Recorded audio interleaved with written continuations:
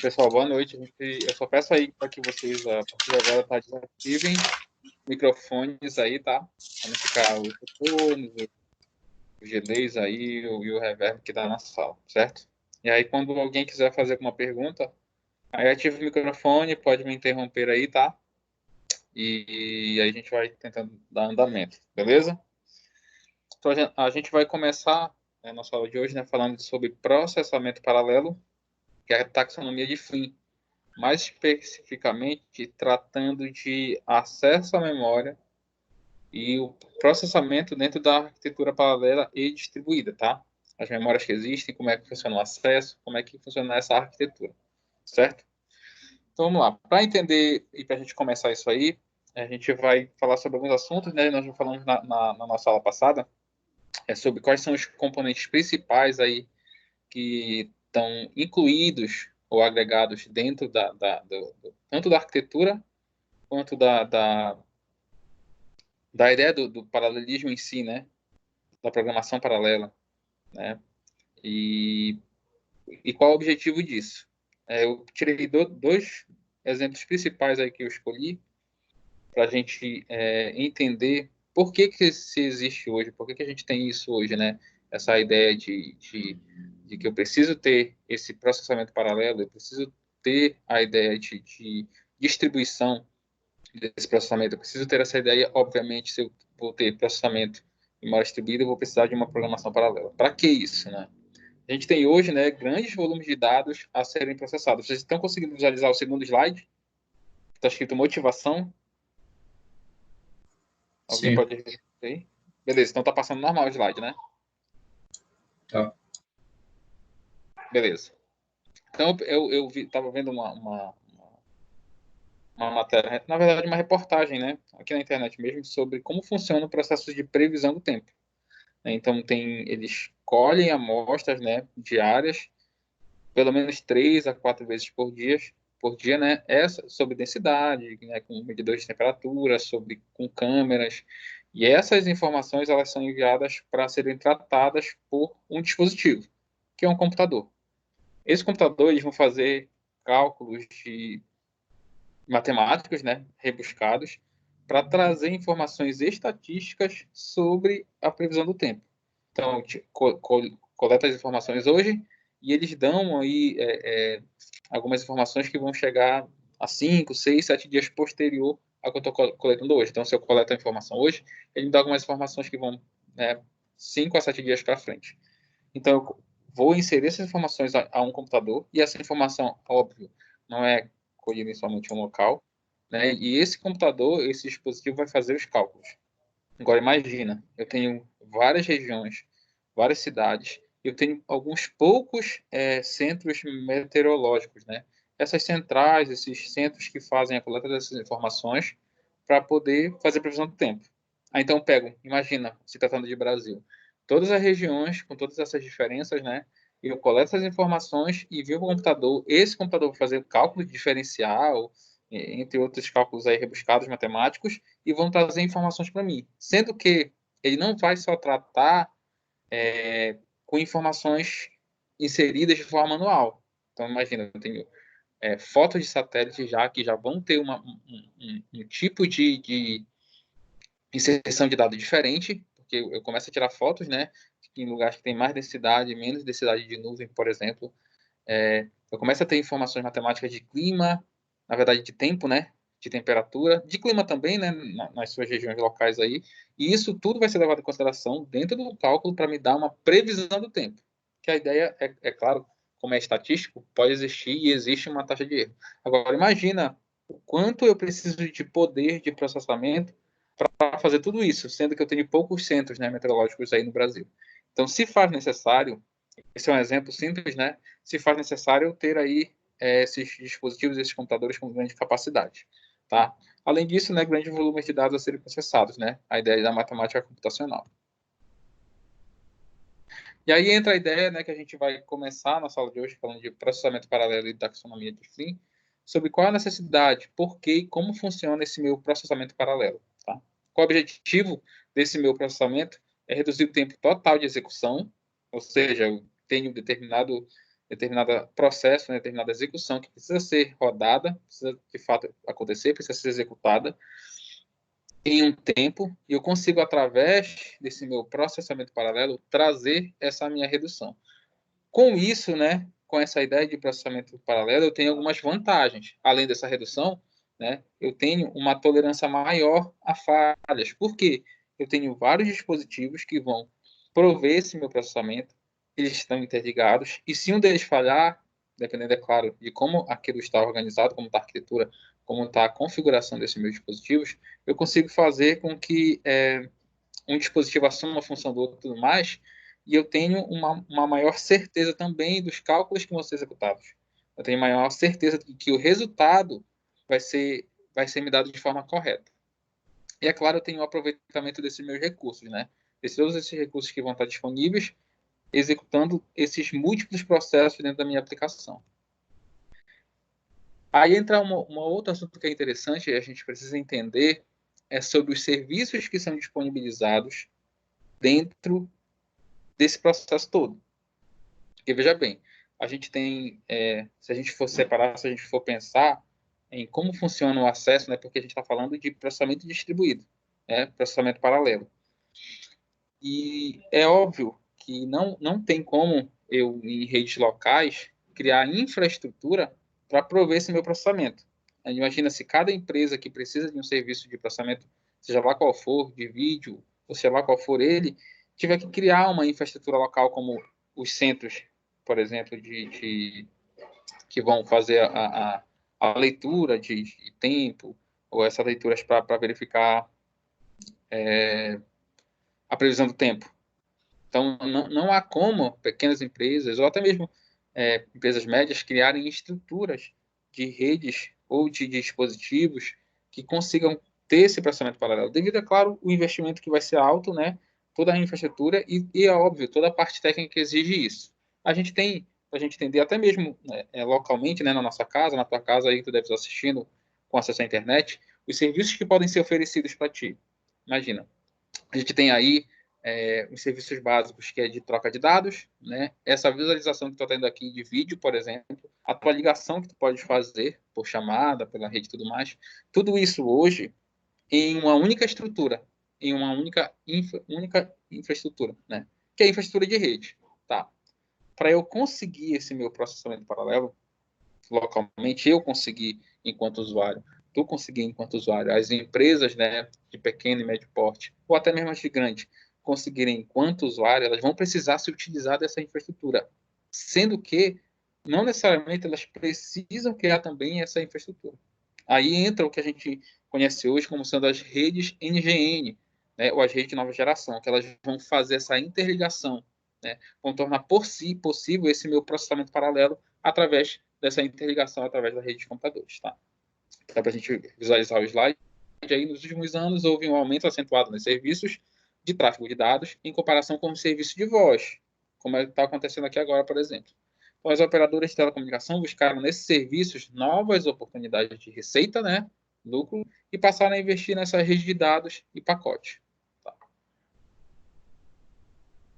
A gente se depara hoje, né, com algumas dificuldades locais devido a esses problemas, né, da pandemia, do vírus e tudo mais.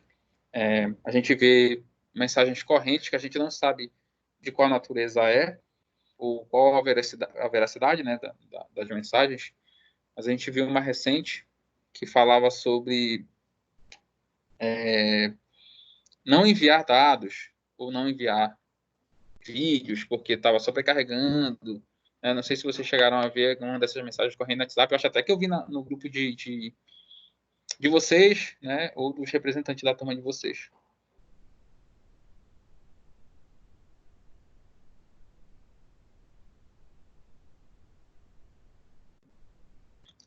Toda vez que eu parar aqui o vídeo e a voz, geralmente que eu estou bebendo água aqui. E aí a gente se depara com uma situação de prover, né, não a infraestrutura em si, mas o serviço em si, de forma não inadequada, mas de forma insuficiente. Porque, veja bem, as empresas, de uma forma geral, elas se preparam para prover um serviço, né, para a população ou para os seus clientes, né, na verdade, baseada em um tipo de acesso, um acesso estatístico. Ora, como é que está o nosso acesso? É dessa maneira aqui. A gente consegue prover esse determinado tipo de acesso? Sim. Beleza. A partir do momento que eu tenho uma anormalidade por um período muito grande de tempo, isso pode gerar um colapso no meu processo de troca, né? De transmissão de dados e tudo mais.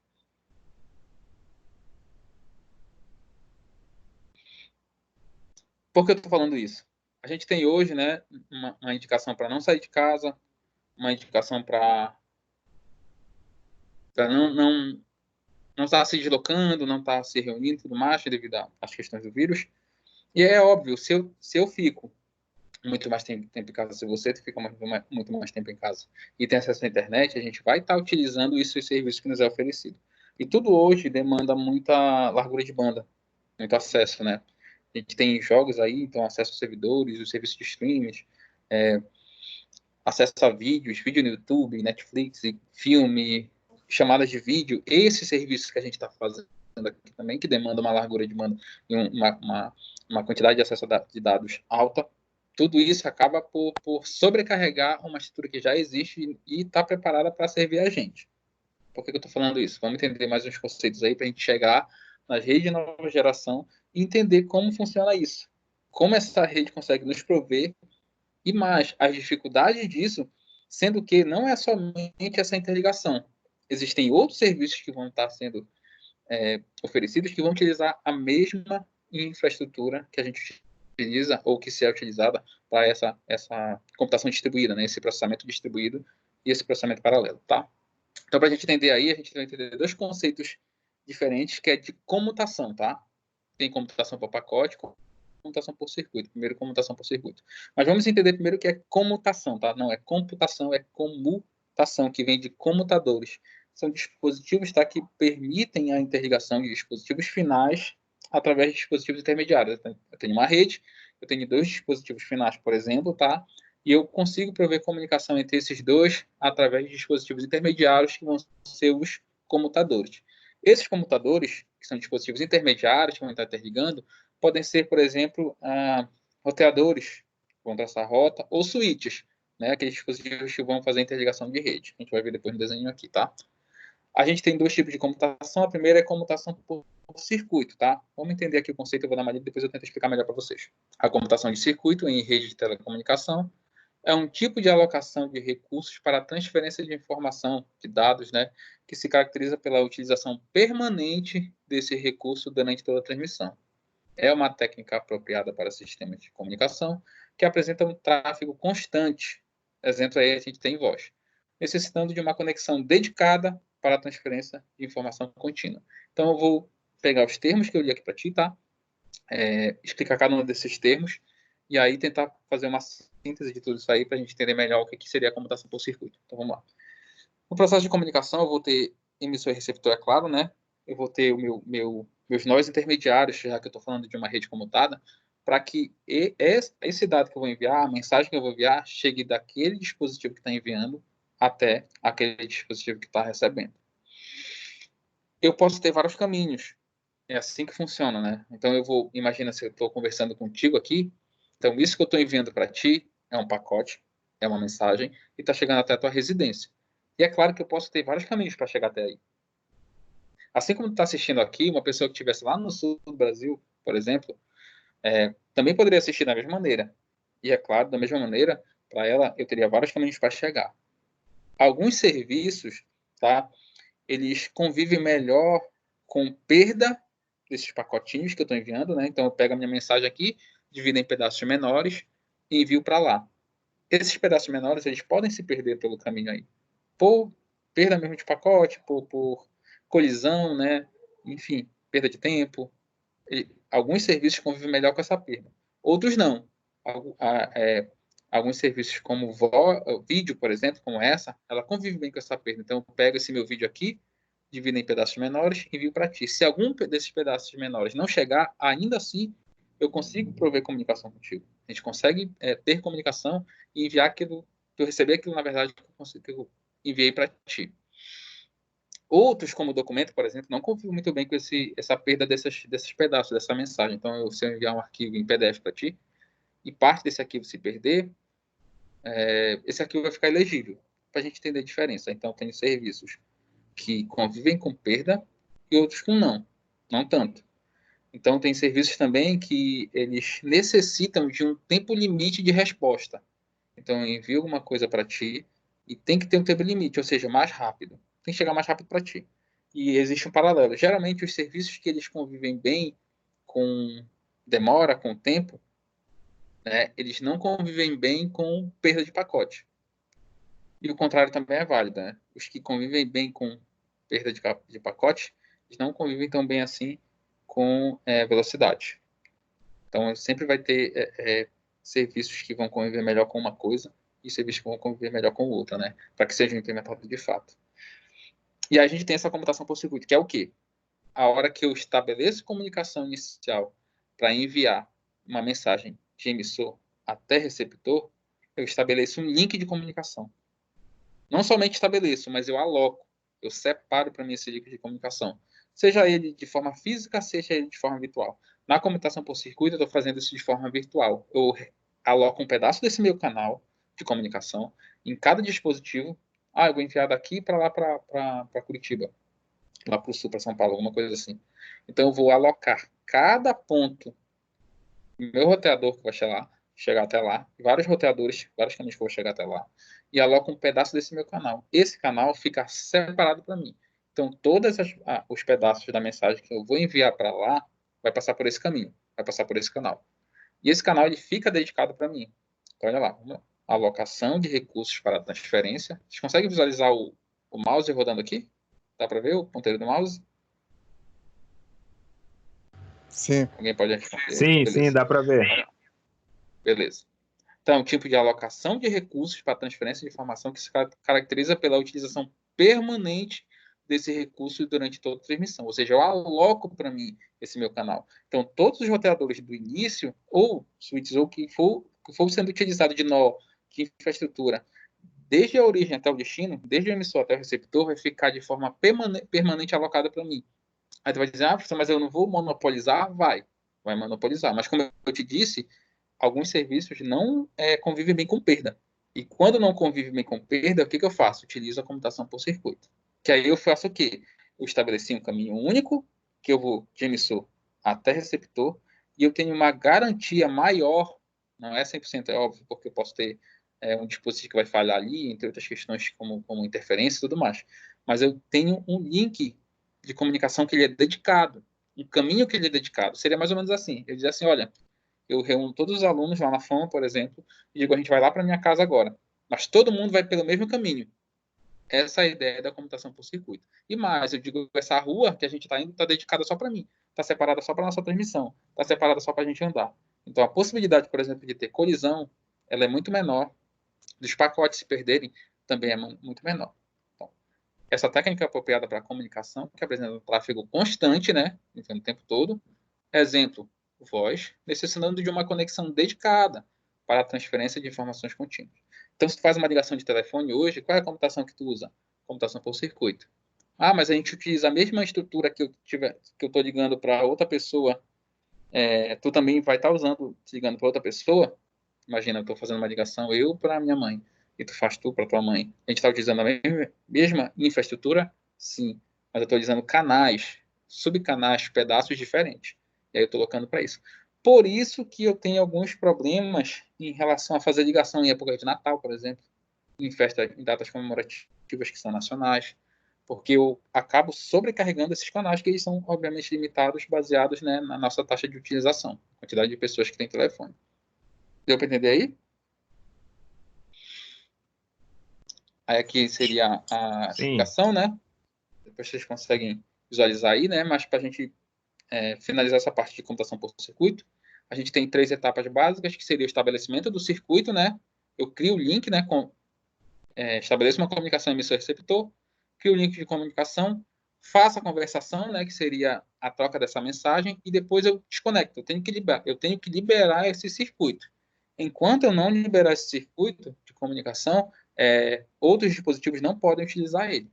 Então, tem que necessariamente seguir essas três etapas, tá? E é muito utilizado, né, como eu já falei antes, né, a computação por circuito, em comunicação por voz.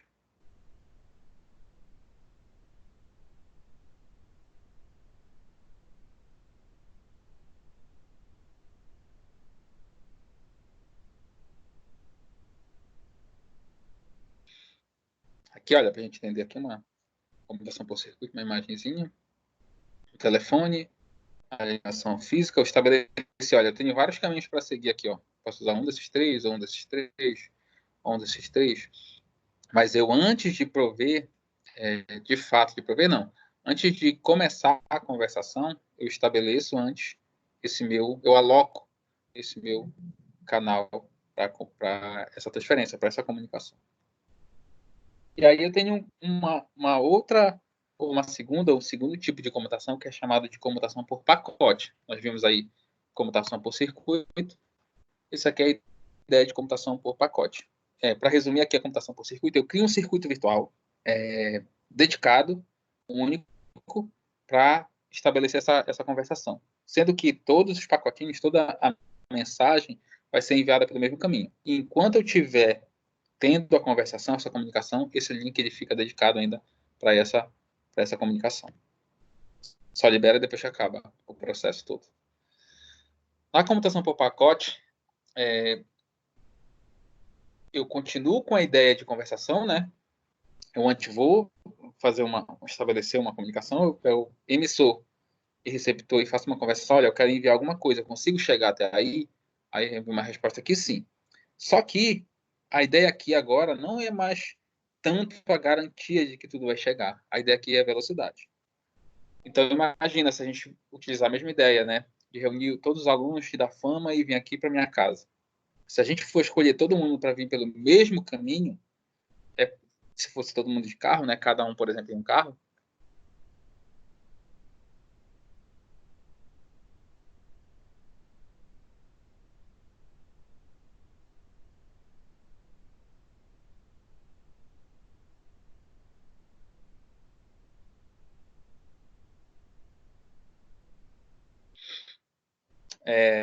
Se a gente viesse cada um, né? Da fama para cá, cada um em um carro. Se a gente escolhesse todo mundo no mesmo caminho, era mais fácil ter congestionamento. Acidente talvez nem tanto, mas congestionamento poderia ter. Poderia demorar mais. Diferente de se, olha, cada um vai por um caminho diferente e a ideia é chegar mais rápido. Todo mundo poderia escolher um caminho diferente, ou aquele caminho que era melhor, ou uma rua que tivesse menos congestionada. E é essa a ideia da computação por pacote. Então eu vou enviar agora essa minha mensagem por vários caminhos diferentes. Sendo que não necessariamente vai ser o caminho mais próximo. A ideia é que seja o mais rápido. Então, vamos ler aqui os conceitos, tá?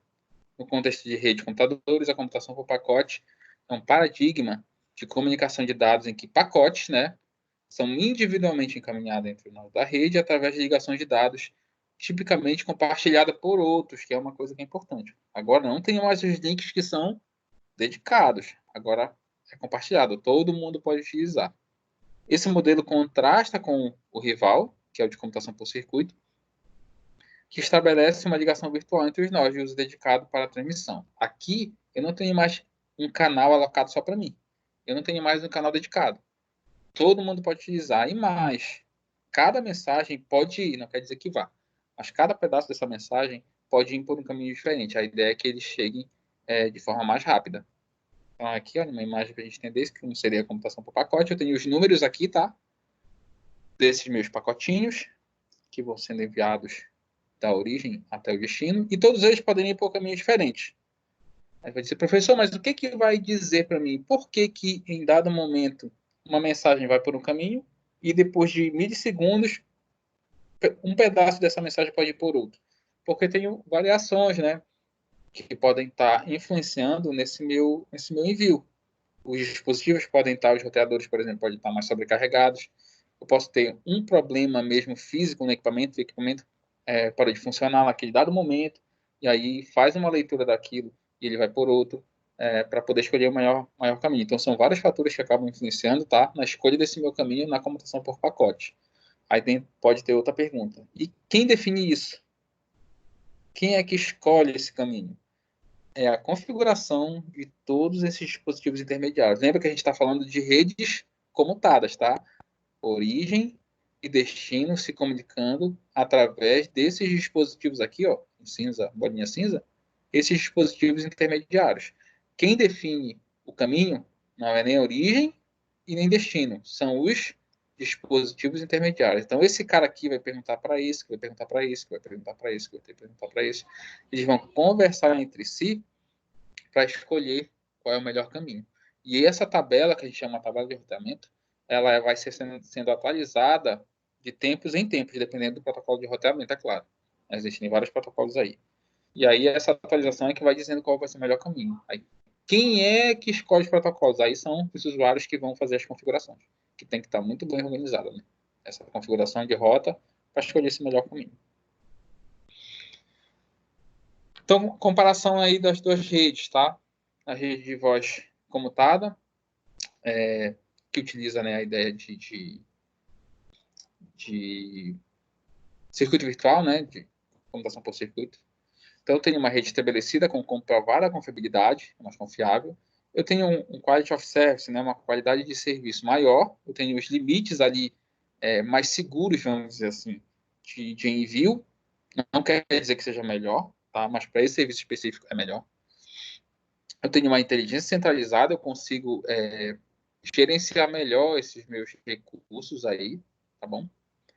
Normalmente, para comunicação para rede de voz, né, da rede de nova geração, eu tenho interface, serviços e os protocolos também proprietários para essa utilização. A gente tem, por exemplo, até mesmo nas chamadas que utilizam infraestrutura de rede, né, no VoIP, por exemplo, né, que são serviços e protocolos que são proprietários.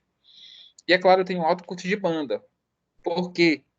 Porque a hora que eu aloco um canal de comunicação para enviar de forma dedicada, eu posso não utilizar ele o tempo todo, já que ele está alocado só para mim. E mais, não utilizar toda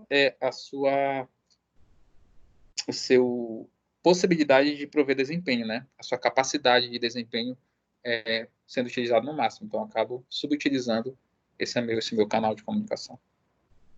E na rede de dados, que é pacote, eu tenho um baixo custo de banda, né? Eu envio para vários caminhos diferentes, então eu utilizo menos isso aí. A flexibilidade, interface de protocolos mais abertos e a qualidade de serviço inferior à rede comutada, caso para circuito virtual, por exemplo. Aqui são uma imagem para a gente entender as redes de nova geração aí. Aqui para a gente dar uma olhada e tudo mais. Beleza. E o que mudou aí, né? Esse processo todo, agora que a gente falou dessas redes de nova geração, a gente está falando de processamento paralelo, a gente está falando de distribuição, né? E como é interligada esses meus dispositivos para poder prover esse meu processamento paralelo. Olha o que a gente tem hoje. A gente tem hoje no cenário uma rede que a gente chama de rede convergente, que é uma rede de nova geração. Então, aqui nessa parte esquerda, olha, aqui a gente tem, olha, as redes de computadores, né, em que eu tenho dispositivo enviando mensagem para outro. Eu tenho as redes de telefonia, em que eu tenho o dispositivo de telefonia, né, fazendo ligação para outro através do meio físico. E eu tenho as redes em broadcast, que a gente coloca como exemplo principal aí os serviços de televisão, por exemplo, né, em que não necessariamente eu estou enviando para um, na verdade eu estou enviando de um dispositivo para todos. Esses serviços eles eram oferecidos de forma separada, então tinha uma infraestrutura para esse envio, para a rede de dados, uma outra infraestrutura que era para as ligações de rede telefônica e uma outra infraestrutura para as redes em broadcast. Então, a gente tinha envio das antenas, por exemplo, da TV Amapá para as nossas casas, por exemplo. E um acordo de regra padrão em cada uma delas, né? Maneira de funcionamento, protocolo de funcionamento, infraestrutura, tudo isso de forma separada entre eles. E hoje, a gente tem essa infraestrutura toda aglutinada ou toda dividida em uma só parte. Então, eu juntei todas essas três aqui que eram feitas de forma separada, esses três serviços eram oferecidos de forma separada. Agora, eu tenho só uma infraestrutura que provê toda essa minha comunicação. Aí eu tenho agora, olha, tanto dados quanto voz, quanto os serviços de broadcast sendo oferecidos dentro de uma regra, de acordo de padrão única, e dentro de somente uma infraestrutura. Isso é um benefício? É, óbvio, porque eu tenho economia de tempo, tenho maior controle, eu consigo gerenciar melhor, já que eu tenho só uma infraestrutura. Entretanto, a complexidade ela fica muito maior. Eu tenho muito mais fatores agora que podem interferir nesse meu processo de transmissão mesmo de comunicação. Lembra que a gente está falando de um serviço, que é a ideia de processamento paralelo, que vai se utilizar dessa infraestrutura para prover comunicação. Aí a gente tem, olha, algumas coisas qualidade, digamos assim, algumas vantagens que a gente vai ter como sendo as principais aí, que são tolerância à falha, escalabilidade, qualidade de serviço e segurança, que as redes convergentes vão oferecer para a gente. A primeira delas está a tolerância à falha, que a gente falou lá no comecinho. Eu tenho agora, tá, esse serviço sendo oferecido só numa rede, aliás, melhor dizendo, só em uma infraestrutura, e eu consigo agora prover melhor, ter uma maior tolerância à falha, já que eu tenho, por exemplo, aqui, olha, esses dispositivos que são interligados, se um desse parar de funcionar aqui, como por exemplo esse aqui, o roteador, esse outro assume essa tarefa aqui, e eu consigo ainda assim prover comunicação. Então, digamos que eu tenho esse computador aqui, que está provendo processamento, e eu tenho outro aqui do outro lado, que vai também prover processamento para um determinado usuário, esses dois de forma distribuída. Se esse cara parar de funcionar, sendo esse o caminho entre eles, esse outro cara aqui assume esse papel aqui de forma automática, através de protocolo de roteamento já configurado, e aí eu consigo continuar provendo esse serviço de processamento distribuído, processamento paralelo. Isso gera, para mim, é claro, uma tolerância maior de falhas. É claro, isso baseado em redundância, isso, é claro, também gera um custo de equipamento e também de configuração. Outra vantagem aí da rede convergente é a ideia de escalabilidade.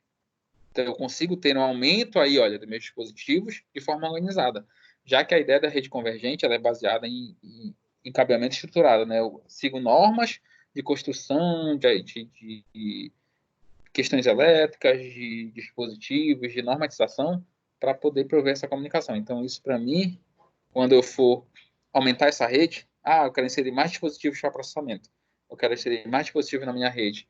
Então, já tenho um subsídio de equipamentos, né? Eu não preciso alterar a infraestrutura dos meus equipamentos.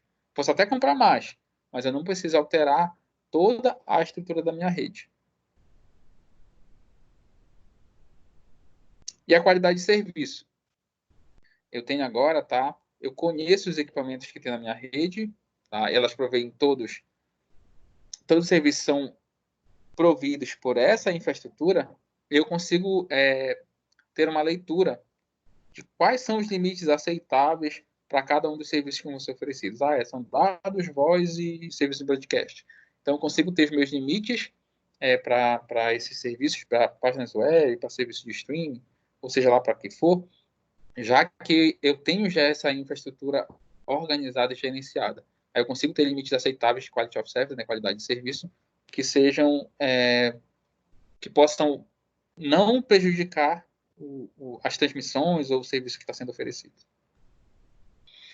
E a segurança, né, eu tenho o gerenciamento melhor desses meus equipamentos, a evolução dos equipamentos é muito grande, né, então eu consigo melhor ter acesso controlado aos servidores, acesso controlado aos equipamentos, controle de acesso físico, entre outras coisas aí. Então, voltando, né, a gente entendeu o que interliga, como é feita a interligação entre esses meus dispositivos, né, através das redes de nova geração, né, das redes convergentes, que vão interligar esses meus dispositivos lá que a gente vai entender lá no final. Como é que é feita, para que serve, na verdade, né, como será utilizada essa interligação para esse meu processamento distribuído, né, paralelo e distribuído. Então, o processamento paralelo é o quê? A utilização de múltiplos processadores de forma simultânea para resolver o mesmo problema. De maneira que, para o usuário, a visão é que só exista um processador, né? Ou esse processamento. E aí vamos entender ou quais são os tipos de sistemas de processos paralelos que existem, tá? A gente vai chamar da taxonomia de Flynn, ou a classificação de Flynn, tá? Que a gente vai visualizar aqui depois em um quadro. Então, ele é dividido basicamente em 4 partes, tá? A primeira seria o S, S e D, dentro da classificação de Flynn, que seria uma instrução única. Deixa eu ver se eu acho a tabelinha aqui, para a gente entender aqui melhor. Aqui, vamos lá. Essa aqui seria a ideia da taxonomia de Flynn em relação à sua memória, tá? A gente vai visualizar aqui o quadrinho, depois a gente volta lá para as explicações. Então, eu tenho aqui, olha, uma subdivisão, né, dessa taxonomia, que ela funciona assim. Eu tenho aqui as instruções única e múltipla, e eu tenho uma saída de dados única e múltipla. Então, olha só, no S e SD, que seria uma instrução única e uma saída de dados única, tá? Eu tenho uma instrução encaminhada e apenas um dado gerado. Ou seja, eu recebo uma instrução da unidade de controle, né, da UC, e na saída, eu vou gerar somente uma saída de dados. Exemplo lá nos computadores monoprogramáveis, tá? Isso em se tratando de instrução. Na instrução múltipla, MISD, eu tenho múltiplas instruções, tá? E ainda assim somente uma saída de dado. Essa aqui foi implementada. Essa aqui ficou só na parte teórica, porque não se viu vantagem em eu ter várias instruções para uma saída de dado, por exemplo, como resposta. Eu tenho ainda o SIMD, que seria uma entrada de instrução e múltiplas saídas de dados. Ou seja, a unidade de controle envia lá somente uma instrução e eu consigo ter como saída várias saídas de dados. E por último, né, a que a gente tem como sendo utilizada hoje, que é a MIMD, que seria múltiplas instruções e múltiplas saídas de dados, que seriam os processadores, sendo com multinúcleos, ou vários computadores interligados entre si, tendo processamento e também tendo como saída várias unidades de dados. Bora voltar para lá.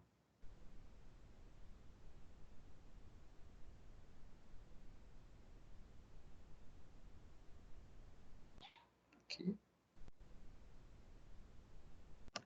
vamos lá. Aqui, olha. Segundo exemplo, SIMD, única instrução, múltiplos dados, né? Então tem, olha, a unidade de controle, aqui enviando somente uma instrução, né?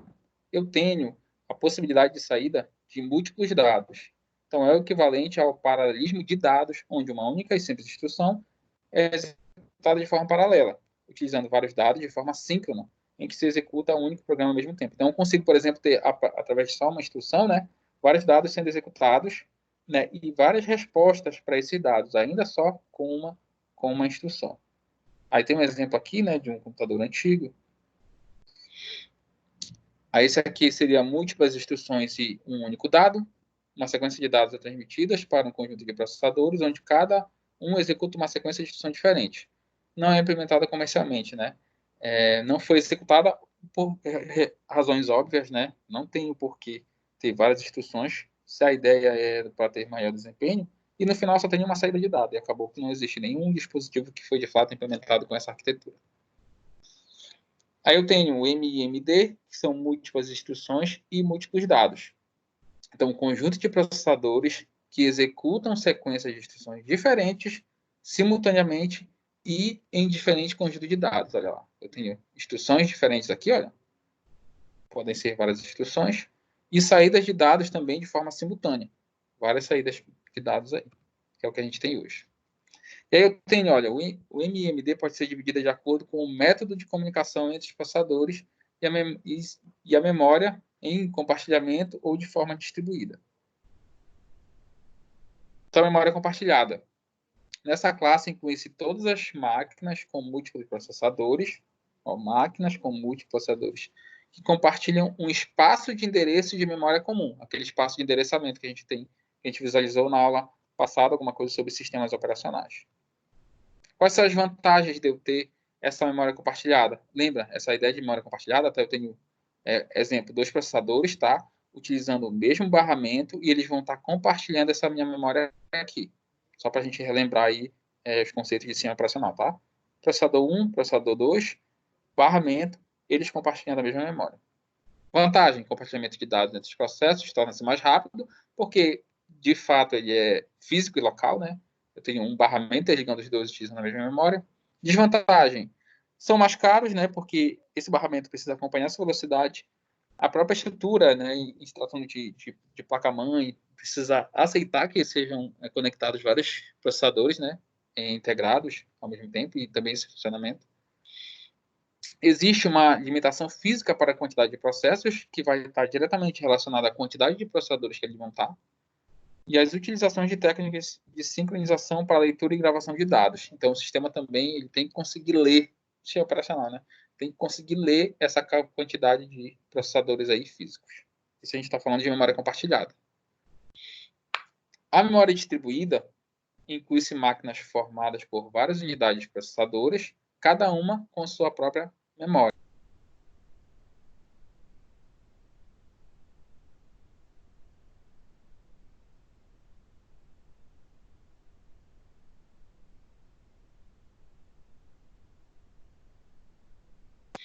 Então, agora, ó, eu tenho uma máquina com uma memória dedicada para ela, outra máquina também com essa memória dedicada para ela, interligada através ou de um barramento ou de uma rede.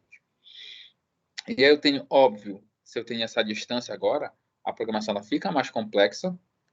O paralelismo não é tão fácil de ser implementado, já que eu não enxergo, ela não se enxerga somente como uma máquina. E com muita comunicação, o desempenho acaba sendo comprometido. Por quê? Porque eu tenho que levar em consideração agora isso aqui, ó. Por onde vai ser enviado isso aqui? Aliás, qual meio, né? Como vai estar a estrutura desse meu meio de comunicação entre essa máquina e essa outra máquina aqui. Atualmente, tá, a gente tem três tipos de arquitetura dentro dessa entrada múltipla de instrução e também a saída múltipla de dados, tá? A gente tem o SMP, que seria multiprocessador simétrico, que a gente até viu, né, já. Vocês viram também em sistemas operacionais, o NUMA, e, é claro, também os clusters. Então, o SMP possuem de 2 a 64 processadores, né, esses interligados entre eles. Cada processador tem acesso a toda a memória do sistema através de um barramento, aqui, esse exemplo, por exemplo, ou de uma rede de comunicação dedicada. E o importante é que a gente entender essa questão de rede de comunicação dedicada. Então, a rede tem que ser provida somente para esse serviço aí. A sincronização das tarefas é feita por escrita e leitura na memória, por meio de instruções. Então, tem que levar em consideração, tá, aquelas instruções de entrada lá. E a escalabilidade é limitada pelo número de caminhos entre a memória e o processador, podendo saturar o barramento de comunicação. Então, imagina, se é de 2 a 64, se eu colocar 64 processadores, né?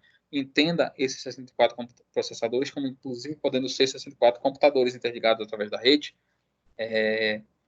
E todo eu ter uma estrutura de rede para fazer essa comunicação e o quanto isso pode saturar esse meu caminho, né?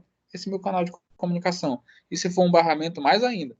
Esse barramento tem que suportar toda essa capacidade de envio de transmissão.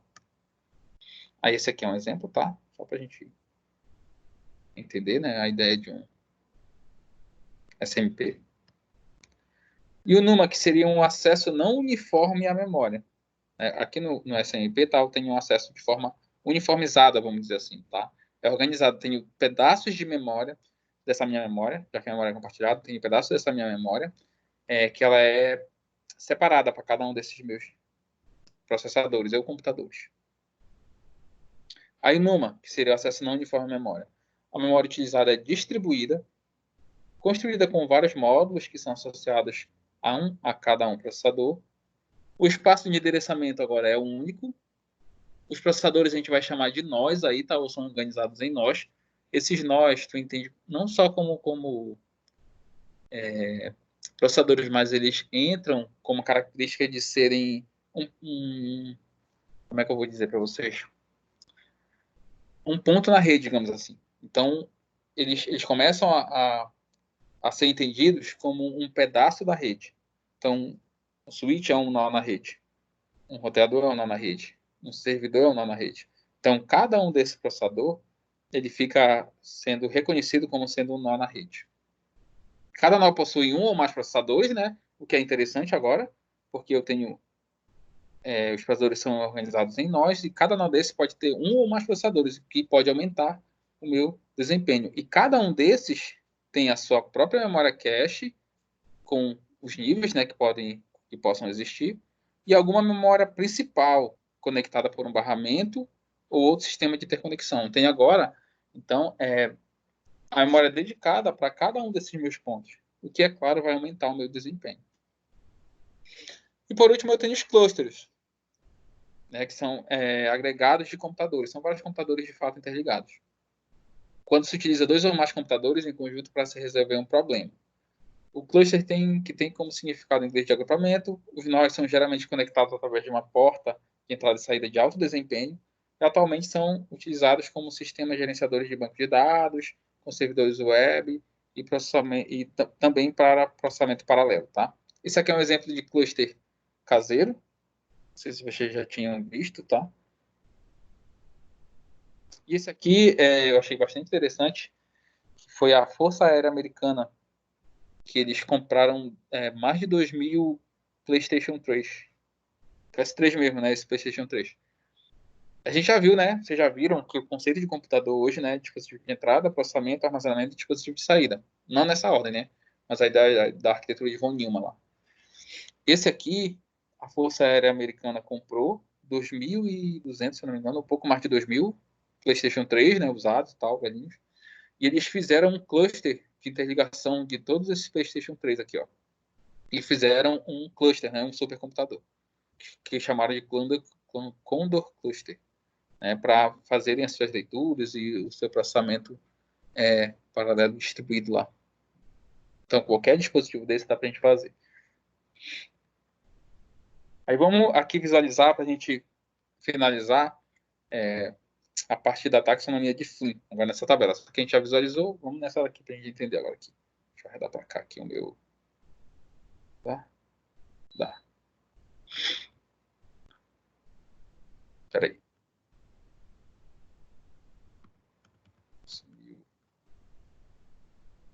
Voltou. Então, olha aqui a tabelinha, tá? Para a gente entender que a parte mais importante de hoje que a gente tem que entender que é a taxonomia de Flynn, que é sobre a questão do processamento. Então, eu tenho, olha, a tabelinha aqui, olha, da direita de cima, as entradas, que serão as entradas das instruções, e aqui as entradas de dados, ou saída de dados, tá? Que seria essa divisão dessa minha taxonomia, que é dividida em 4 partes aqui. Então, tem, olha, o SISD, que ela tem uma única entrada de instrução e uma única entrada e saída de dados. Eu tenho o MISD, que eu tenho múltiplas entradas de instrução, entretanto, somente uma saída de dados. Lembra que esse aqui não foi implementado, ele é teórico, não havia vantagem. Eu tenho o SIMD, em que eu tenho uma única na entrada de instrução e múltiplas entradas de dados. E eu tenho o MIMD, que seriam multiprocessadores em geral, hoje em dia, né? Que seriam múltiplas entradas de instrução e múltiplas entradas de dados. Esse aqui, olha, é o que a gente tem hoje. Os multicores, os multinúcleos e processamento distribuído, processamento paralelo. Esse bem aqui. Vamos embora aqui. Voltando para nossa espécie de organograma aqui. Então, a gente tem a organização dos processadores, tá? O SISD, SIMD, MISD, MMD. Bora lá. SISD grava uma única entrada de instrução, uma única saída de dados. SIMD, eu tenho uma única entrada de instrução e múltiplas saídas ou múltiplas entradas de dados. O MISD, que é o teórico, e que eu tenho múltiplas entradas de instrução, mas somente uma saída de dado. E o último, MMD, que eu tenho múltiplas entradas de instrução e múltipla série de dados. Bora lá. Aqui quando eu tenho uma única entrada de instrução e uma única entrada de dados, eu tenho a ideia de processador único. E eram os sistemas monotarefas, monousuários, que a gente quase não se vê mais. Né? Mas existe essa nomenclatura e foi, de fato, implementada e foi executada e também utilizada. Tá? No SIMD, em que eu tenho uma única entrada de instrução e saída de dados, tá? Eu tenho a ideia de processador vetorial e processador matricial. Aquelas impressoras, não sei se vocês chegaram a ver aquela impressora matricial e tudo mais, era essa a ideia de utilização. Por isso que utilizavam, inclusive, aqueles cabos que eram aqueles cabos paralelos. E por último aqui, olha, eu tenho o MMD, que é múltiplas entradas de instrução e múltiplas entradas de dados, em que eu tenho memória compartilhada e memória distribuída, que a gente viu. Memória compartilhada fortemente acoplada, memória distribuída fracamente acoplada. Lembrando o que é fortemente acoplada, eu compartilho memória. Fracamente acoplada, eu não compartilho memória, eu tenho memória dedicada para cada um dos dispositivos, tá? Dentro desses fortemente acoplados, eu tenho os SMP, que seria o acesso uniforme à memória, e o NUMA, que seria o acesso não uniforme à memória. Tá? Na memória distribuída, que é fortemente acoplada, que eu tenho um processador para cada um, eu tenho a ideia de processamento paralelo, massivo, e a ideia dos clusters, né, que são dispositivos, e todos os dois, na verdade, são computadores que vão estar sendo interligados através de barramentos ou de infraestrutura de rede, lembrando que essa interligação ela é de alto desempenho, tanto para o processador paralelo massivo, quanto para a ideia dos clusters. Eles seguem uma infraestrutura de transmissão de alto desempenho, de alta velocidade para a comunicação entre eles. E aqui, novamente, uma tabelinha para a gente gravar e vocês conseguirem entender, tá? Por hoje é isso, tá, pessoal? Então, agora eu abro aí. Deixa eu voltar para a slide principal aqui. Para vocês, se vocês tiverem alguma dúvida ou alguma colocação a fazer, vocês podem ficar à vontade. Só ativar o microfone e se quiserem falar alguma coisa, podem ficar à vontade agora aqui. Olha só o tanto de gente que tem, mano. Vou tirar uma foto aqui.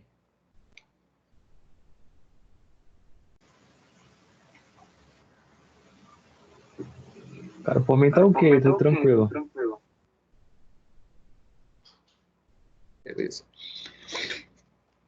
Mais alguém tem alguma coisa, alguma dúvida aí? Quer falar alguma coisa? Beleza. Se não, para a próxima aula, não, como eu falei para vocês, né? Não conversei com vocês, eu acho. Acho que eu fiz a reunião com o Lucas e com alguns alunos representantes. Eu costumo utilizar